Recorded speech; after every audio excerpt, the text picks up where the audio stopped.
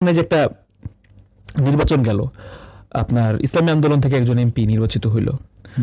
আমি তাদের পেজে, আমি জানি না তারা এখন করছে কিনা, ওই সংসদের দিন আমি বারবার পেজে স্ক্রল করছি যে ওই ওলিউল ইসলাম কোন জায়গায় বসছে এটা দেখার জন্য। আমি খুঁজতেছিলাম যে তাদের পেজে অন্তত পোস্ট দিক যে তাদের একজন সংসদ সদস্য আজকে গেছে। এরা তো ইসলামী আন্দোলনের রাজনীতি তো আমি ছোটবেলা থেকে দেখতেছি। ইসলামী আন্দোলনের ওভারঅল তাদের এক ধরনের আকাঙ্ক্ষা ছিল এই নির্বাচনকে ঘিরে, সেটা হয় নাই।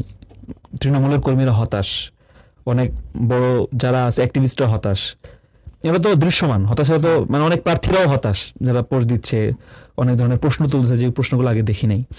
যেহেতু আমি এই গণ্ডির মধ্যে থাকি, আমরা দেখছি যে তারা প্রশ্ন তুলতেছে।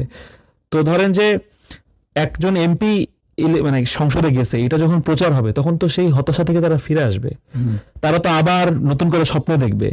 তারা তো আর একবার ধরেন এনসিপির 6 জন আর ইসলামী আন্দোলনের 1 জন, পার্থক্য তো 5 জনের। মানে বিএনপির খুব বেশি না, পার্থক্য তো 5 জনের। তো আপনি এনসিপি জামাতের সঙ্গে যাওয়ার কারণে 5টা পাইছে, 5টা নাকি 6টা মনে হয়, আমি জানি না। ধরেন জামাতের সঙ্গে যাওয়ার কারণে এটা পাইছে, আর সে জামাতের সঙ্গে না যাওয়ার কারণে একটা পাইছে। জামাত সাপোর্ট দিলে আরো বেশি পাইতো, বা জামাতে জোটে থাকলে। এটা তার রাজনীতি না যে জামাতের সাথে না গিয়েও আমরা। কিন্তু আমি দেখলাম যে মধু সাংবাদিকদের রিলস ছাড়া আর কোথাও আমি পাইলাম না। বা সমর্থকরা হচ্ছে গোল করে ছবি দিতেছে যে ওইখানে সে বসছে। তো পিআর টিম কোথায়? এমপি সাহেবের সাথে কোনো পিআর টিম নাই। মানে আপনি যদি আবার তো 5 বছর পর আবার তো ইলেকশনে আসবে ইসলামী আন্দোলন, অবশ্যই তো এই ব্র্যান্ডিংটা করবেন না? আমার মনে হয় এই আরো অনেক তাদের কাজ করার সুযোগ আছে। আর একই সঙ্গে তাদের ধরেন যে আমি খুব মানে শ্রদ্ধার সাথে বলতে চাই, সেটা হচ্ছে যে রাজনীতির আসলে হচ্ছে না।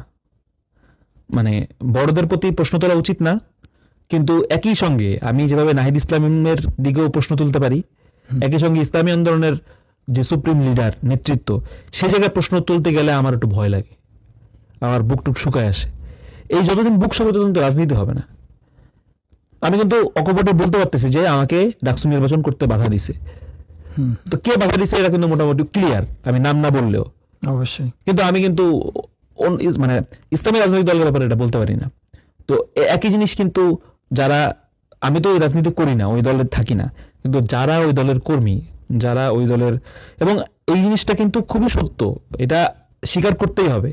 অন্য অন্য রাজনৈতিক দলে গেলে টাকা পাওয়া যায়, আর ইসলামী আন্দোলনে রাজনীতি করতে গেলে নিজের টাকা দিয়ে করা লাগে।